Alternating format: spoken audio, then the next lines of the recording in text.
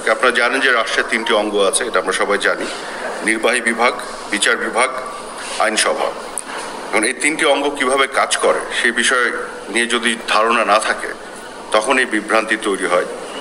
এবং মনে হচ্ছে যে আন্দোলনকারীদের পক্ষ থেকে যে বারেবার তারা দাবি পরিবর্তন করছে, এক এক সরকারের এক অঙ্গের কাছ থেকে বা রাষ্ট্রের এক অঙ্গের কাছ থেকে তারা দাবি জানাচ্ছে, এখানে মনে হচ্ছে তাদের সম্যক ধারণার কিছুটা অভাব আছে। হাইকোর্ট বিভাগের আদেশে সরকারের জারি করা যে পরিপত্র বাতিল করা হয়েছিল তা পুনর্বহাল করতে হবে, সেটি ছিল তাদের দাবি। এটি পুনর্বহাল করার ক্ষমতা আপনারা জানেন শুধু বিচার বিভাগেরই আছে। কাজেই ধরে নেওয়া যায় যে বিচার বিভাগ অর্থাৎ হাইকোর্ট যে সরকারের পরিবর্তনটি বাতিল করেছিল 2018 সালে, সেটি তারা হাইকোর্টের কাছে দাবি জানিয়েছিল পুনর্বহাল করার। পরে আমরা দেখেছি যে হাইকোর্ট, যদি আমরা জানি যে হাইকোর্টের এই আদেশ কিন্তু রাস্তায় আন্দোলন করে পরিবর্তন করার কোনো সুযোগ নেই। হ্যাঁ, আপনি রাস্তায় আন্দোলন করে দৃষ্টি আকর্ষণ করতে পারেন, সেটি হয়তো সুযোগ আছে। এবং আমি মনে করি 2018 সালে পরিপত্র যখন বাতিল হয়ে গেল, হাইকোর্ট বাতিল করলো,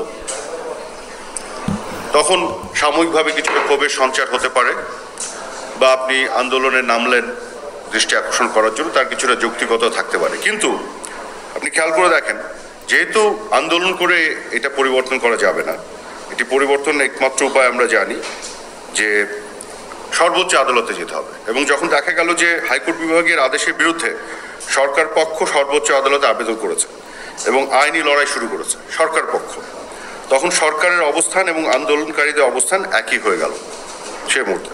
তো আন্দোলনকারীরা তাদের পক্ষ থেকে আইনজীবী নিয়োগও করলেন এবং সে পক্ষভুক্ত হলো সরকারের সাথে, যেটা সর্বোচ্চ আদালত। অথচ আন্দোলনকারীরা আবার তখন তাদের দাবি পরিবর্তন করে তারা বলা শুরু করলো যে সরকারকে কমিশন গঠন করতে হবে। তো যখন সরকার হাইকোর্টের আদেশের বিরুদ্ধে আপিল করে সর্বোচ্চ আদালতে আইনি প্রক্রিয়া ঢুকে গেছে, তখন তো কমিশন গঠন করার কোনো সুযোগ নেই ওই মুহূর্তে, বা ঘোষণা দেওয়ারও সুযোগ নেই, কারণ এটা অসাংবিধানিক হবে। তো আমরা দেখলাম যে হাইকোর্ট বিভাগের আদেশের বিরুদ্ধে সরকার পক্ষ যখন সর্বোচ্চ আদালতে আইনি লড়াই করছে, সে অবস্থায় কমিশন গঠন করে তার কোটা ব্যবস্থার সংস্কার করার ঘোষণা দেওয়ার কোনো সুযোগ নেই, যেটা অসাংবিধানিক হবে। কিন্তু তারা সে অসাংবিধানিক দাবি করা শুরু করলো। এর মধ্যে সরকার পক্ষের আইনজীবীরা সুপ্রিম কোর্টে আপনারা দেখেছেন 4 সপ্তাহের জন্য স্থিতাবস্থা বা স্ট্যাটাস কো নিয়ে আসতে সক্ষম হন সরকার পক্ষের আইনজীবীরা, কারণ সরকার কিন্তু আবেদনের প্রেক্ষিতে এটি এসছে। এবং সর্বোচ্চ আদালত সাবজেক্ট ম্যাটারের উপরে 4 সপ্তাহের জন্য স্ট্যাটাস কো আদেশ দেন, এবং যার ফলে কোটা বিষয়ে সরকারের জারি করা পরিপত্র 2018 সালে সেটি কিন্তু পুনর্বহাল হয়ে যায়। সর্বোচ্চ আদালতের আদেশ এও বলা হয় যে the high court judgement will not remain in operation, অর্থাৎ হাইকোর্টের যে আদেশটি এটি আর অপারেশনে থাকলো না, অর্থাৎ সরকারের পরিপত্র পুনর্বহাল হয়ে গেল। তো সেই দাবি তাহলে পুরোপুরি পূরণ হয়ে গেল, কিন্তু আন্দোলনকারীদের যে দাবি 4 সপ্তাহের জন্য পূরণ হয়ে গেল, যেটি তাদের প্রাথমিক দাবি ছিল। তো এখন সর্বোচ্চ আদালত বলছে আন্দোলনকারীদের আহ্বান জানিয়ে যে তাদের বক্তব্য পেশ করার জন্য আদালতের দরজা সবসময় খোলা থাকবে।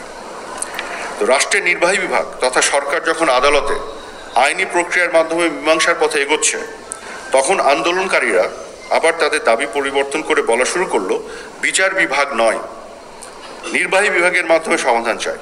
অথচ সর্বোচ্চ আদালতের প্রক্রিয়া পুরোপুরি সমাপ্ত না করে সরকার এই বিষয়ে কোনো কিছুই করতে পারবে না, এটা আমরা সবাই জানি। এ বিষয়ে কোনো ঘোষণা দেওয়ারও সুযোগ নেই। অনেকে ভুল করেন যে সাবজুডিস ম্যাটারে তো অনেকে অনেক কথা বলেন। সাবজুডিস ম্যাটারে অনেক কথা বলা আর আনুষ্ঠানিকভাবে সরকারিভাবে ঘোষণা দেওয়া দুই জিনিস। কখনোই সাবজুডিস ম্যাটারে, বিশেষ করে যেটি সর্বোচ্চ আদালতে আছে, সরকার আনুষ্ঠানিক কোনো ঘোষণা দিতে পারেই না কমিশন গঠন করবো বা এগুলো, কারণ এগুলো বলার অর্থ হচ্ছে আপনি অসাংবিধানিক কাজ করছেন। কোটা বিষয়ে মূলত সিদ্ধান্ত নেওয়া হয় রাষ্ট্রের নির্বাহী বিভাগ থেকে, আদালত কিংবা সংসদের বিষয় নয়, কিন্তু এটি খেয়াল করে দেখেন। তো সর্বশেষে যখন হাইকোর্ট বিভাগের পূর্ণাঙ্গ যে রায়, তার আংশিক রায় প্রকাশিত হলো এবং এখানে দেখা গেল যে সেই রায়ে তারা সরকার তথা নির্বাহী বিভাগকে সংস্কারের জন্য পরামর্শ দিয়েছে, তখন তাদের দাবি আবার পরিবর্তন হয়ে গেল। এখন তারা দাবি করছে যে সংসদ বা আইনসভাকে আইন করতে হবে। প্রথমে আদালতের কাছে দাবি, তারপরে নির্বাহী বিভাগের কাছে দাবি, তারপর এখন হচ্ছে সংসদের কাছে দাবি। কিন্তু সংসদের কাজ এটি নয় কিন্তু। এবং আপনারা জানেন কি না যে সরকার পক্ষ, খেয়াল করে দেখেন, সরকার পক্ষের আইনজীবীরা সর্বোচ্চ আদালতে তাদের তর্ক উপস্থাপনেও এই বিষয়টি এনেছেন এবং আরো জোরালোভাবে আনবেন যে কোটা বিষয়ে নীতি বা পলিসি সিদ্ধান্ত নির্বাহী বিভাগেরই কাজ, এটি আদালতের নয়। কাজে সংসদে এই বিষয়ে আইন প্রণয়নের যে দাবি, এটাও কিন্তু একেবারে অজ্ঞতাপ্রসূত।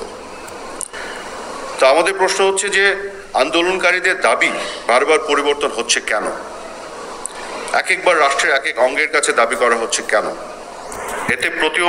এতে কি প্রমাণিত হয়? এতে প্রমাণিত হয় তার আদৌ পুরো বিষয় নিয়ে ভালোভাবে জ্ঞাত নন। সর্বোচ্চ আদালতের আদেশের মাধ্যমে সরকারি পরিপত্র আবারও পুনর্বহাল হওয়ার পর আন্দোলনকারীদের প্রাথমিক দাবি পূরণ হওয়া এবং তাদের মৌলিক দাবি এবং সরকারের অবস্থান একই রকম প্রতীয়মান হওয়া সত্ত্বেও যারা বারবার দাবি পরিবর্তন করে বিভ্রান্তি তৈরি করছে এবং এখনো আন্দোলন নামে জনদুর্ভোগ তৈরি করছে,